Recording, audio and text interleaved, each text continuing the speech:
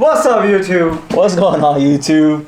This video, man, is it going to be a fun time today. Here are 7 mistakes to avoid making as a teenager, coming from 2 previous very dumb teenagers in the past. You can say that again. So this is basically just going to be us exposing ourselves for the dumb mistakes we've made. So without further ado, try to stick around. If you find it funny, I don't even care about the subscription. Just hit the like button. If you feel like you got any lessons from this. Other than that, I have nothing else to say. Let's jump right into it.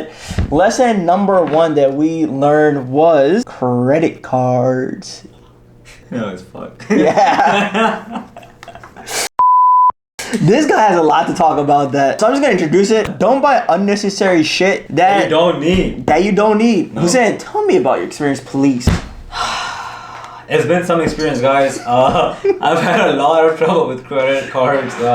Basically credit scores throughout my college. I did not know about credit scores and how important in America it is to build your credit early on. So I made some dumb decisions.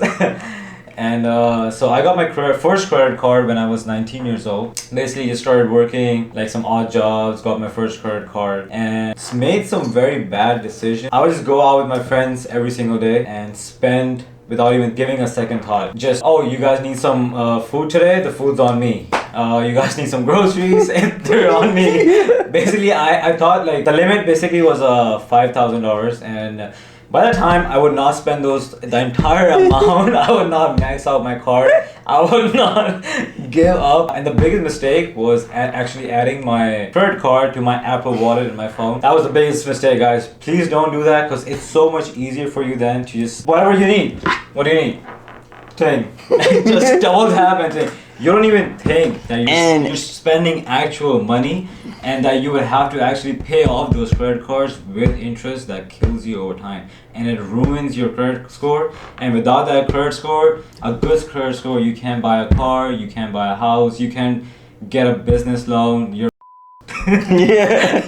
And it's just not me. It's just not me, guys. I had a lot of friends with me that we, as a group, we did not know about credit scores and how important they were. So we were all just fucking up our credit scores, just spending a lot of money on unnecessary things that we didn't really need, on food, clothes, like just going everyday shopping and going out to eat with my friends. I remember when this guy, I'll tell you his story, right? I'm putting your business out into the world. That's funny. This guy was working, I mean, we're like 18, 19 years old, just spending money. Like we're eating like food every single day out. And then I see this guy just stop doing all that. And then what he was doing, he was just working every single day at like a Subway shop, making like $10 an hour. Yeah. This guy's working 10-hour shifts every single week, 5 times a week. He's working 50 hours a week, and all that was to just go back. He's like, man, my credit card's maxed out, the interest is just killing me, and he's just working to pay that off. And it wasn't just him. I saw so many friends who were doing this because they were just swiping before actually realizing, because they didn't see the money come out of their bank account. They just saw money going up on their credit card statements, and which when you're like a kid, 18, 19, 17 years old, getting your first credit card, you don't really check that off. You don't really care. That's the thing. You don't really care. On the other hand, me, so like I got a credit card much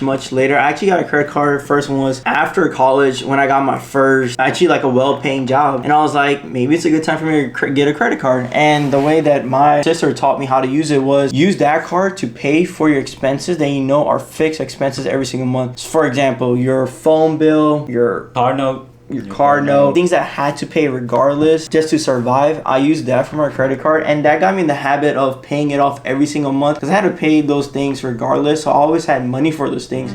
So I would just pay it off every single month, and then slowly as I started building confidence, I started using it more in my daily life. Like when I started eating out for food, or I started buying some shopping expenses and things like that, I started paying it off with a credit card because I was in the habit of paying it off every single month. And then I saw my credit score go higher and higher and higher because the bank could trust me. Always be careful and mindful before you add your credit card to your Apple Wallet. Yeah. Or just don't. Think twice before you double tap on the side and pay that amount. Yeah. You can leave your credit card at home, but you are not going to leave your phone at home. Yeah. All right, guys. Number 2, second mistake to avoid is making a personal life decision based off other people's choices. A big example of this that I can think of is when you're 16, 17 years old, you're right to go and start college, and you pick a career or a major that someone else wants. Probably your parents. They want you to become a doctor, engineer, engineer, lawyer. And if that's not what you want to do, trust me, you don't want to do that. There are so many ways to make money and have a respectable career and be well in life. A college it's an investment in your future, right? And if you're making an investment that you're gonna have to pay off, or whoever is paying it off, like sometimes other people, parents pay for it, right? This is what might as well be your own choice or something you're passionate about. Do something you enjoy, because sooner or later you're gonna quit it and go do something that you like much better, or you're just gonna be miserable for the rest of your life. So for me personally, it was my parents wanted me to become a doctor, and Same. obviously I did not. Oh, I'm on YouTube. I'm a YouTuber now. Not really, but trying to be. Trying to be. I was. So your parents wanted you to become a doctor, and what are you actually doing right now? I'm an account executive, and so I'm in the business field, and that's something that was more relatable. So like right after I actually finished I did pre-health, so medical school, dental school, pharmacy, all that stuff. I completed the curriculum to be able to go to those colleges, and I just hated it. So right after college, I was working in a clinic, and the last straw for me was just waking up every day, and I kind of liked the job. It wasn't terrible, but one day I was just looking around, saw those gray, light, yellowish walls. It was just so depressing, and I was like, that's not my personality. That's not what I like. And I was just like, I cannot imagine myself doing that for 30 years. I can't imagine myself doing that for the next 10 years. I was 22 years old. I mean, no one really retires at the age of 32. But someone must be watching this video, and if you guys like working in a hospital, you like helping out people, then go do that. Do that. For me personally, that was never... There's nothing wrong with that. It's just to each its own. Like, so you do what you enjoy. I was more I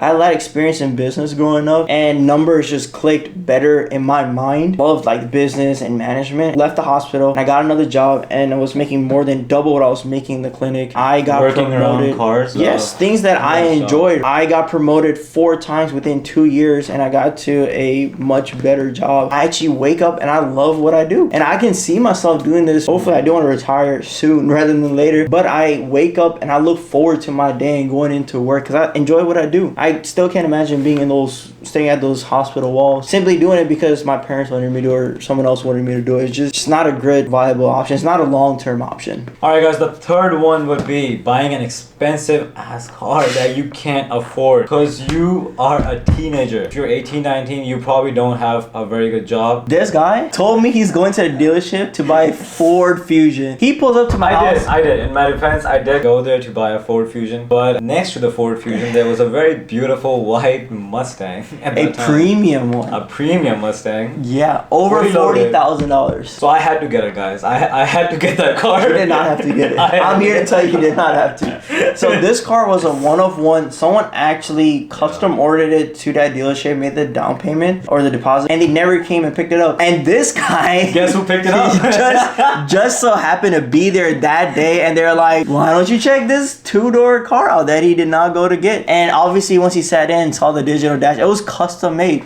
and he fell in love. And now he was paying. He used to come to me just stressed out. Got a beautiful car. It was great for the first 2 months. I had the biggest smile on my face too. And then I drove it. I had the second biggest smile on my face because it was so badass. And it was an absolute amazing car. But I had some good times in that car. I enjoyed driving that car to college every single day and racing with my friends. That was only for a little while because the rest of the time I was stressed about making those car payments, putting gas in, which is very expensive. So please be very careful when you go make those decisions because at the end of the day, a car is a liability, guys. It's not going to pay you back and it's going to decrease in value over time and you can make much better decisions. There's a right time and place for everything. If you're buying a $50,000 car and if you're like my guy right here was making like $10 an hour, making Subway sandwiches, you're just going to stress yourself out. All you're doing is spending your time working and you're probably driving the car maybe once or twice. For the longest, this guy even ended up parking the car in the garage because it was just so expensive to, you know. I remember COVID hit after that. For like 2 years, my car was just in the garage.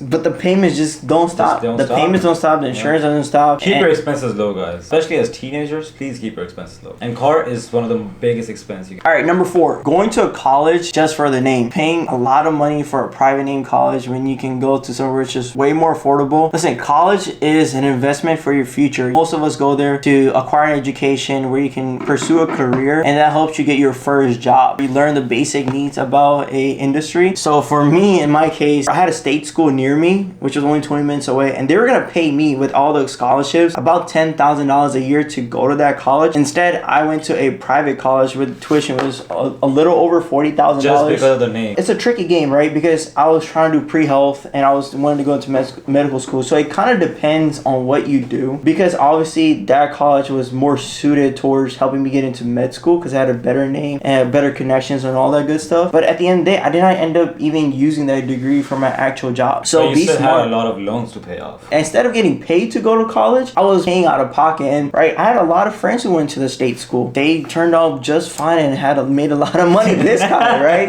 Yep. So he graduated from there, and right now we're just sitting together. There was no difference. All right, guys. Next on the list is being influenced by friends while you're still a teenager. During college, you socialize a lot. Every once in a while is good, but going every day is gonna kill your bank, guys. Listen, if you're doing it more than I'd say twice a week, yeah, you're doing it too much. Spending money on food, lounges, socializing, buying unnecessary things. Just because you're influenced by your friends, they have it. You know, someone I used to see sneakerheads, and when you become friends with them, they started buying a lot of expensive sneakers. The just to fit in. Just to fit in, like, oh, I would look cool. Yeah, because your friends are doing it, so you want to be a part of them, and now you start making unnecessary purchases. It's okay to just be smart with your money. All right, guys, the last one is not starting your financial education sooner because you are not taught this in school. No one teaches you about a financial education and how to manage money and how to increase your wealth. The way I started was reading books, and I really did this after college, after my job. I wanted to grow my money, and what do I do with all this money, right? Because once you graduate college, I feel like you hit reality very quick. Like your first college job could be a high-paying job. For me, my entire first year, I was just swiping, swipe. Because I had a lot of money. Money management. Read books. Watch YouTube videos. Budget yourself. The next video that's coming out is actually 3 or 4 financial literacy books that changed our life. Think and Grow Rich. Rich Dad, Poor Dad. Yeah. 7 Habits of Highly Effective People. Reading these books will help you develop your mindset. They'll teach you what to do with your money, how to grow your money, and how to really establish a long-term wealth instead of just living paycheck to paycheck. This really starts with your mind and your mindset on how you approach money and your expenses. The sooner you start, the better it is. I started at the age of 23.